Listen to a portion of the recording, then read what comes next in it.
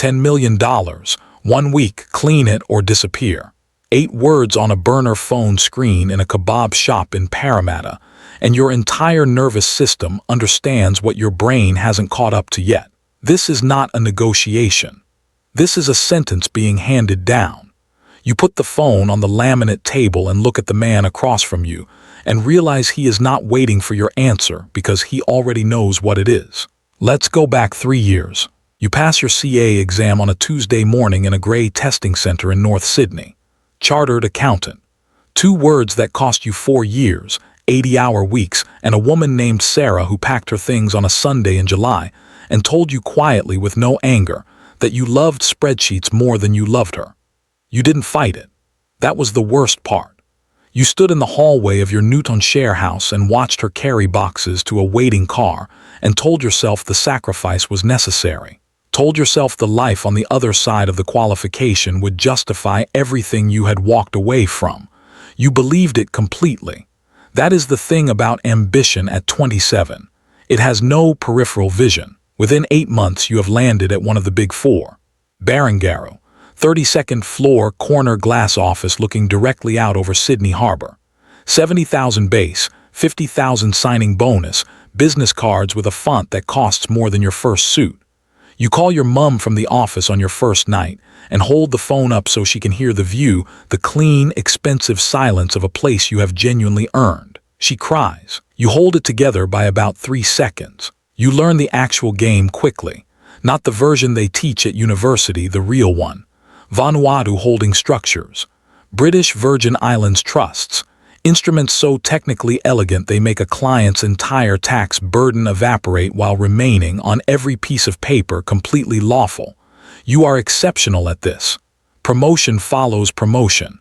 Your bonus doubles. You buy an off-the-plan apartment in Barangaroo with harbour views and a settlement date that feels like a reward you've been building toward your whole life. On a Saturday afternoon in the Queen Victoria building, you buy a Rolex Daytona and wear it out of the store. You are 31 years old and you have made something of yourself and you want to call Sarah and tell her she was wrong, but you don't, because somewhere underneath the Rolex and the office and the harbour view you already know she wasn't. It is never enough. That is the thing nobody warns you about.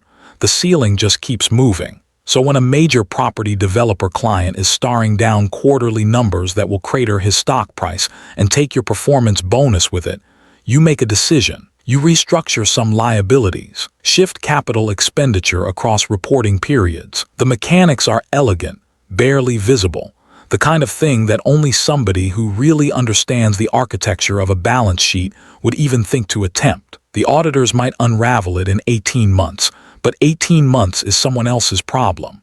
Right now the client is saved, the stock holds, and your bonus is intact. You sit alone in your glass office at 11 o'clock on a Tuesday night with Sydney Harbour glittering 32 floors below you and understand for the first time that no legitimate paycheck will ever produce what you are feeling right now. The adrenaline of it, the absolute electric certainty of your own capability. You just committed a felony and it felt like flying. You do it again. A different client, a different structure, slightly more exposure. You do it a 3rd time and barely think about it. Then a senior partner calls you in on a Monday morning with a manila folder sitting on the desk between you that he never once opens. The firm's risk committee, he says. Full internal review of your client files. Your CA registration has been placed under a compliance hold effective immediately. He says it the way you might read a weather forecast. No accusation, no anger, just the simple delivery of facts that have already been decided. You are not fired. You are not reported to the professional board. You are simply suspended in amber, frozen in place, unable to practice, unable to move to another firm, unable to do anything except go home to your Barangaroo apartment, settlement invoice arriving in 5 weeks, and sit with what you have done. The review stretches to 3 weeks, then 5. Your savings, which looked substantial in a spreadsheet 3 months ago, are not substantial at all when measured against a Harbourview mortgage and a Barangaroo service levy, and the cost of simply existing in one of the most expensive postcodes in the Southern Hemisphere. You sell the Rolex on a Tuesday to cover the mortgage on a Wednesday. That is where you are. You are staring at the ceiling at 2 in the morning, in the dark. in the apartment that was supposed to represent everything the sacrifice was for. When the phone rings from a number that does not exist in your contacts, the voice on the other end is calm in a way that is more unsettling than aggression would be. He tells you he has heard you are the kind of person who makes problems disappear, and that he understands you are currently available. A meeting is set, not in an office, not in any space associated with legitimacy. A booth at the back of a neon-lit kebab shop on Church Street in Parramatta, half empty on a Wednesday night, the smell of charcoal lamb sitting heavy in the fluorescent air. The man across from you is completely, deliberately unremarkable. Average height, average build, the kind of face that disappears from memory the moment you stop looking at it.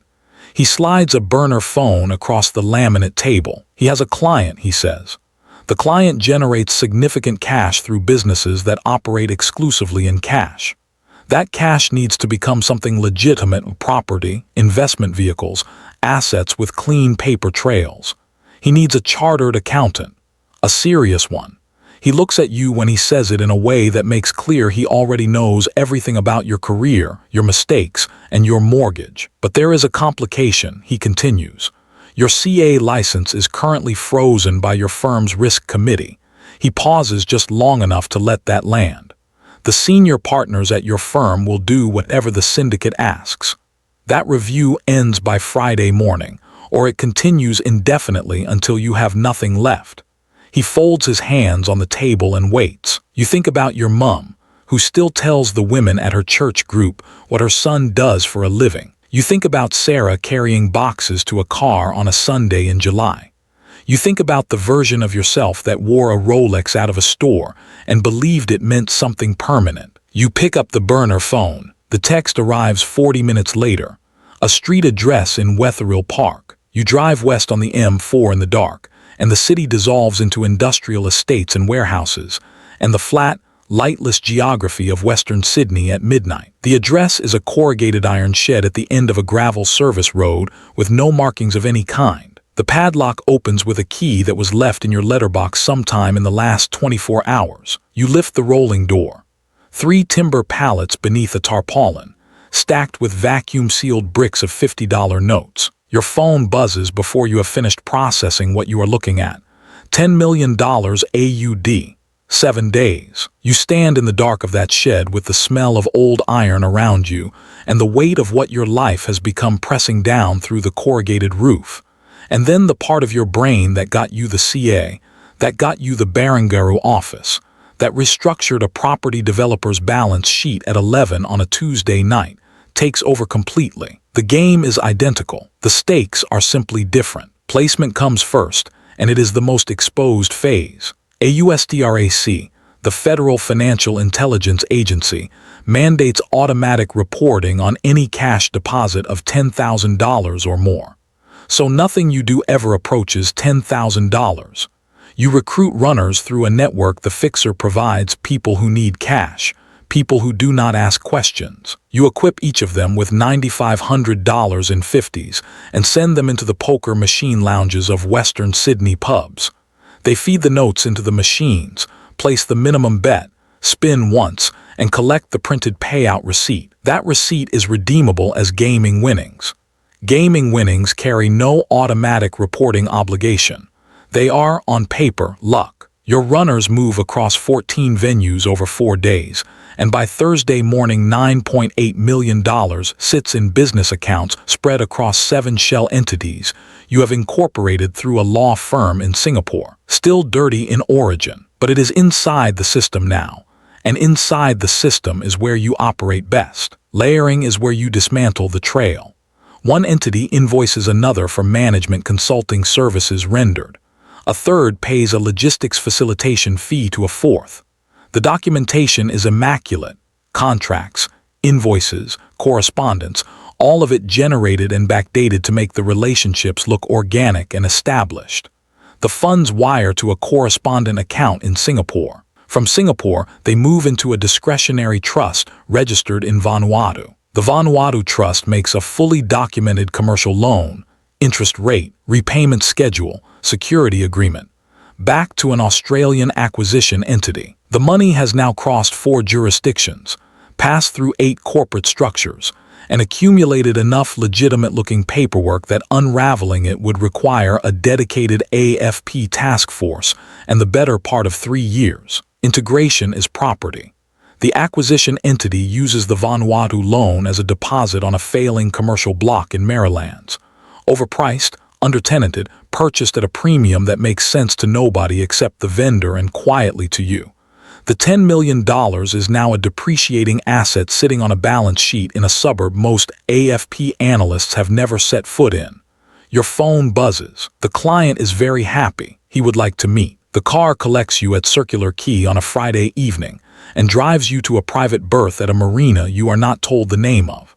The vessel is 50 meters at minimum, teak decks, satellite arrays, the quiet mechanical hum of serious money. On the rear deck, in a pale linen shirt with bare feet and a glass of something that probably costs 4 figures, is the man who runs the Syndicate. He looks out at the harbor like the city is something he tolerates. He tells you the pokey's placement is good for small runs. The real infrastructure, the volume the Syndicate actually moves, requires something more sophisticated. He tells you that what you just did in 1 week is your entry-level demonstration. You are now his CFO. This is not a promotion you can decline. The methods scale up. You arrange for syndicate-controlled import businesses to catastrophically overpay for South Australian Shiraz and live rock lobsters, purchase from supplier entities you control, shipped to dummy corporations registered across Southeast Asia. The product moves in small quantities. The invoiced value does not. Millions of dollars in criminal proceeds appear on the other side of that transaction as legitimate export revenue, taxed, reconciled, clean. You move cash through the high-roller VIP rooms at the Star in Piedmont and Crown in Melbourne simultaneously. Associates presenting at the cage with holdalls, converting to chips, playing 40 minutes of baccarat at stakes designed to look like genuine gambling, cashing out with casino checks drawn on the venue's own accounts. A casino check is cleaner than a bank transfer. You acquire fine art. A painting by an artist nobody has heard of, purchased at a private sale for $90,000 cash, reappears 6 weeks later at a curated auction where a Singaporean private collector, a shell entity you built in an afternoon, acquires it for $4.6 million. The difference is recorded as art market appreciation, and it is, in the most technical sense imaginable, legal. The Bondi penthouse has floor-to-ceiling ocean views and a chef who arrives on Tuesday, Thursday, Friday, and Saturday and never once makes eye contact. You have a driver. You have a security system that costs more annually than your first salary. Beneath the bed in the master suite is a go bag. $500,000 in mixed currency, 4 passports in 4 different names, a prepaid phone, a hard drive. You check it every morning before you open your eyes properly. That is the first thing you do every day. Not coffee, not your phone, the go bag. You think about Sarah sometimes in the mornings. You wonder what she is doing in a life that has nothing to do with you. You cannot call her. Her safety depends entirely on her having no connection to you whatsoever. That is not a figure of speech. You know what the Syndicate does with connections that become liabilities. You watched it happen to a runner who skimmed $20,000 over 4 months. His name appeared in a 2-paragraph local news item and then never again. A peripheral contact who spoke too freely at the wrong dinner simply ceased to exist in any traceable sense. These are not warnings. They are the operating conditions of the world you entered voluntarily in a kebab shop in Parramatta because you needed to cover a mortgage. You are the most valuable person in this enterprise, and simultaneously its most catastrophic liability. You are the only individual who can map every dollar the Syndicate has ever moved to its criminal origin. That knowledge makes you irreplaceable, and it makes you, eventually, inevitable to remove. The mistake when it comes is a single transposed digit in a wire transfer routing field. $2 million directed to a Singapore Shell account arrives at the wrong institution and bounces back within the hour. You correct it.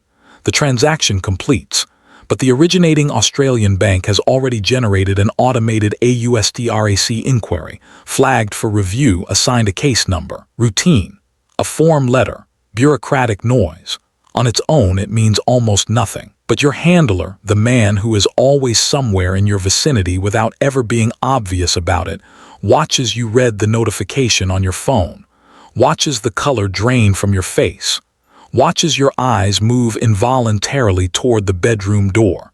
He does not say anything. He does not need to. The text arrives 4 days later on a device you were certain was sterile. We need to talk. The number belongs to the man from the kebab shop, the first man, the fixer, who you have not seen since the night you picked up the burner phone 3 years ago. He is in the same booth, the same shop.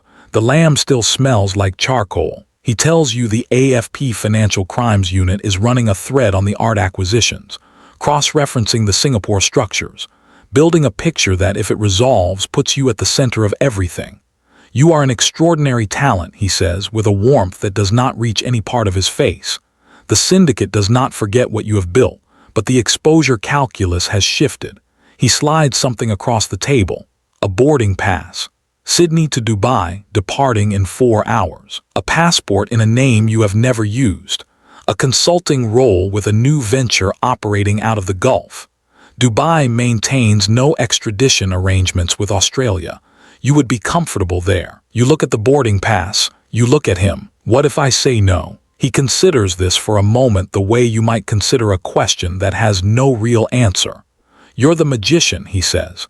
We just need you to perform one last disappearing act. You think about your mum. You think about Sarah on a Sunday in July carrying boxes to a car while you stood in a hallway and said nothing. You think about a Rolex worn out of a store on a Saturday afternoon and the absolute certainty, in that moment, that you were building towards something worth having. You take the boarding pass. You walk out of the kebab shop onto Church Street, and the Western Sydney night receives you with complete indifference. You do not go back to Bondi. You do not retrieve the go bag. You do not say goodbye to anything because you surrendered the right to goodbyes in a corrugated iron shed in Wetherill Park when you decided that the game was the same, and it was all just numbers. The black Range Rover is idling at the curb. You get in. You are not a person. You are a position on a ledger. And the syndicate has decided, with the same cold arithmetic you applied to $10 million in a storage shed, that this particular number belongs in a different column now. The door closes. The car pulls out into traffic. Nobody watches it go.